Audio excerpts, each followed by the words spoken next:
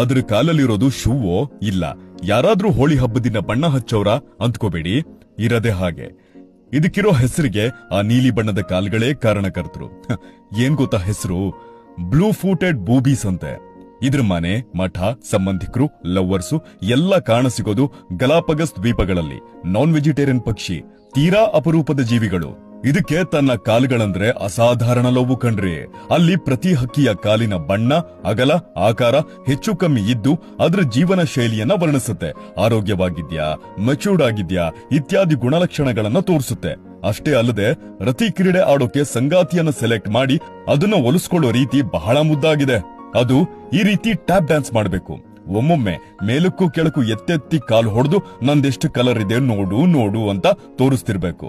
ಹೆಣ್ಣಿಗೊಪ್ಪಿಗೆ ಆದ್ರೆ ಅದು ಜೊತೆ ಸೇರಿ ಡ್ಯಾನ್ಸ್ ಆಡಿ ಒಂದಾಗ್ತವೆ. ಒಂದಾದ್ಮೇಲೆ ಇನ್ನೇನು 2-3 ಮೊಟ್ಟೆಗಳನ್ನ ಇಡುತ್ತೆ ಫೀಮೇಲು. ಆದ್ರೆ ಗೂಡಲ್ಲ, ನೆಲದಲ್ಲ ಇಟ್ಟು ತನ್ನ ಕಾಲುಗಳಿಂದ ಬೆಚ್ಚಗ್ ಮಾಡುತ್ತೆ. ಸರಿ, ಎಲ್ಲ ಓಕೆ, ಆ ಹೆಸರು ಯಾಕೆ ಅಂತ ಕೇಳಿ, ಅದ್ ಆಕ್ಚುಲಿ ಬೂಬೋ ಅಂತೆ. ಸ್ಪ್ಯಾನಿಷ್ ಭಾಷೆಯಿಂದ ಎರವಲು ಪಡ್ಕೊಂಡ ಪದ.